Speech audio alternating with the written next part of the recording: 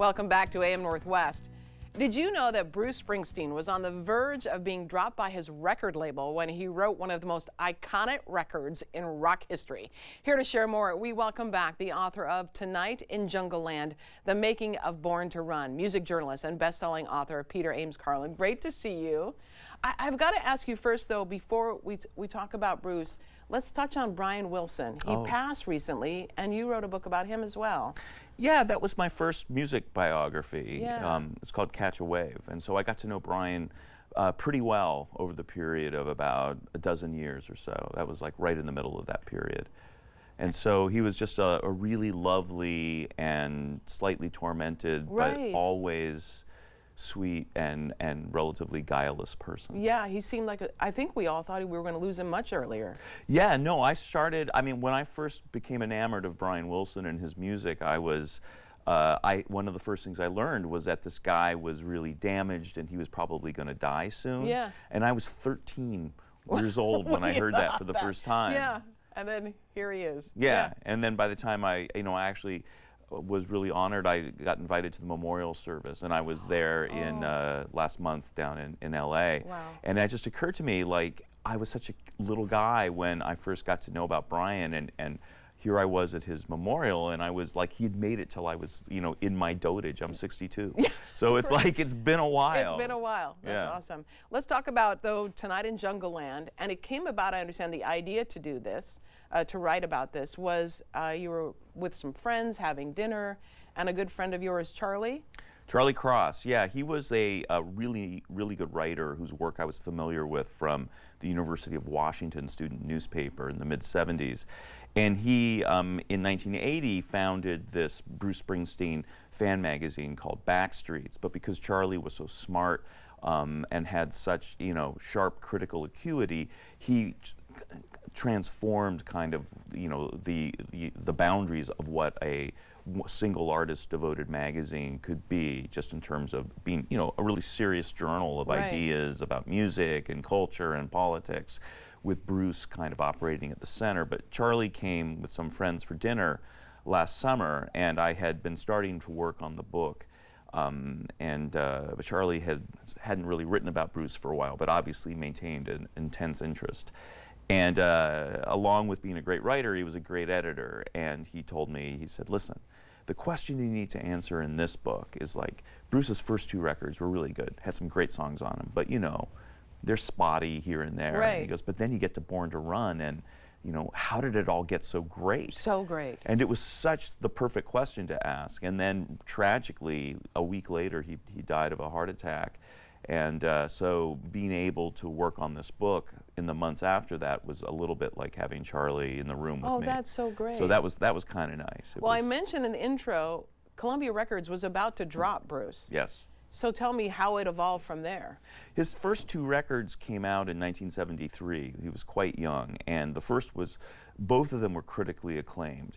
And the people running Columbia in early 1973 were all about Bruce and publicized it and really tried to invest in his career. Yeah. But then Clive Davis, who was the president of the company at the time and a big fan, got fired, and the new people who came in weren't so excited about Bruce. The other artist they were working on at the time was Billy Joel, who was similar in a lot of ways, and they just heard a lot more, commercial sounds coming from his records. Sure. So they told Bruce, like, listen, you're not selling records for us, and we're not that interested in you, so why, we're not even going to pay for you to make a whole third album.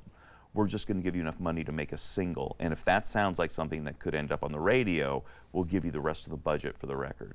So he went into the studio in the beginning of 1974 with really his life on the line, the life that he really wanted to live, and put his entire essence and every fiber of his being into every note of the record. In doing research for the book, you not only talked to all of his close friends and E Street Band members, but to Bruce himself. And you point out, he's very honest. Like, he talks to you about his flaws and everything. Yeah, he loves talking about his flaws. I mean, when I was working on the biography that came out in 2012, the first time we sat down to talk, one of the first things he said to me was, listen, he goes, when people talk about me like I'm perfect, like some kind of Superman, he goes, I feel diminished. he grew up as a kind of an outcast in this little town in central New Jersey. His family was very poor, and his grandparents were a trifle eccentric, and they raised him essentially. in his early days they did. Yeah. But he grew up with this feeling of being outside society, so his whole life and his drive for attention and success and the drive to make art is all about trying to fit in the society and not be above it. And so he told me, like, if you ever turn up something that you're not going to use because you think it'll embarrass me or make me feel bad, just put it in. Wow, that's incredible that he's able to. And he's a perfectionist as well. He is, but he's still, I think, one of the things that he finds most interesting are his own flaws and foibles. He knows how to make himself into the boss, that big supersized guy you see on stage.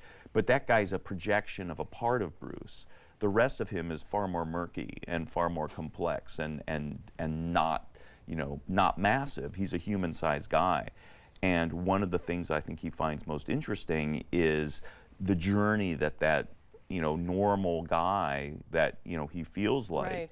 How he manages to create work and music that resonates with people from all around the world. So it took a single, the first single, to then finally get the record producers to listen?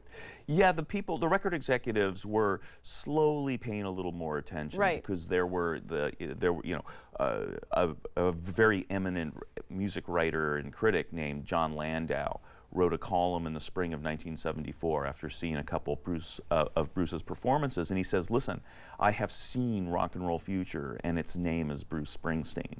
And he was such a highly placed source in the, and such a big voice in the media that they really began to take notice. And then actually the son of the man who was the new president of the record label saw Bruce play a show on his college campus, and he called his dad and said, are you seriously thinking of dropping this guy? Because he's fantastic. So these things kept coming together, and Bruce and the band produced finally the single Born to Run, the title track of the album, and eventually the Columbia Music people said, okay, go ahead and make your third record. And they spent really the first 7 months of 1975 working intensely on the record and trying to make it as perfect as possible. I feel like Bruce's music does transcend a lot of other genres, like all genres. I think, maybe I'm wrong, but do you feel like people know Born to Run? Mm-hmm. Whether they like hip hop or they like country, everyone seems to know Born to Run. Yeah, it's a real, high watermark in his career. Yeah. It's such a definitive portrait of the type of artist he wanted to be. You see him on the cover of the record, and he's got that black leather jacket on and a torn T-shirt, and his guitar strap has an Elvis Presley button on it. He's clearly trying to evoke something of the visceral power, and excitement of early rock and roll, but he's grafting it to a far more sophisticated literary, palette. So he's doing this cold fusion of Elvis and Bob Dylan. Yeah, oh yeah, I see that. And becoming, and really becoming, like this, sophisticated rock and roll artist for the 1970s and beyond. You've been to his concerts. Mm-hmm. What do they say to you? What kind of a emotion do they evoke from you? Most of those shows, the way he designs them, they're like a journey, and they start a little bit in darkness. They start a little bit in, confronting, society's problems and mm-hmm. shortcomings and some of the tragedies that visit people, and kind of creates this foundation of humanity, this idea, and then he moves into a more sort of celebratory mood. I mean, his songs, there's so many songs about challenges and facing up to challenges, and he's not a Pollyanna. He doesn't tell you everything's always going to be great. Right. But in his world, the idea of just setting out on the journey of work, doing the work, and making, and having the commitment and the faith in yourself and in what you're trying to do is enough to make a day meaningful, even in a troubled and troubling society. You mentioned about growing up essentially in poverty. I've always found that trauma is generational. Mm-hmm. And his father lost a sister in a tragic car accident, and that really tormented his parents. So then as a young child, Bruce is raised by his grandparents for a bit, and they really just this was like the second coming of their daughter they lost. Exactly, and they treated Bruce as a baby, as the Sun King. Yeah. Anything he wanted, they would do. They lavished attention upon him. But meanwhile, so he thought he could do anything. On the one hand, he thought he could do anything, Yeah. but on the other hand, his dad had bipolar disorder and was, had a really tough time from day to day, and it was hard for him to connect to anyone. And his attempt to raise his son, in Bruce's ears, his dad's criticism and coaching and, and trying to discipline him made him feel, like he said, a waste of space. Yeah. So on the one hand, he thinks he's capable of great things, but on the other hand, he's worried that he's capable of nothing. Right. And so those two voices have really kind of directed him through his life and his career. And when you see that drive, you see how hard he works and how much he invests of himself, that he invests, it's because he's desperate to be the golden boy. And, but he can still sense the presence of the waste of space that's, still breathing on his neck. Incredible. The book again is titled Tonight in Jungleland, The Making of Born to Run. Peter Ames Carlin, thank you so much. Great to see you again. My pleasure. Thanks for having me. All right, we'll be right back with more AM Northwest. Don't go away.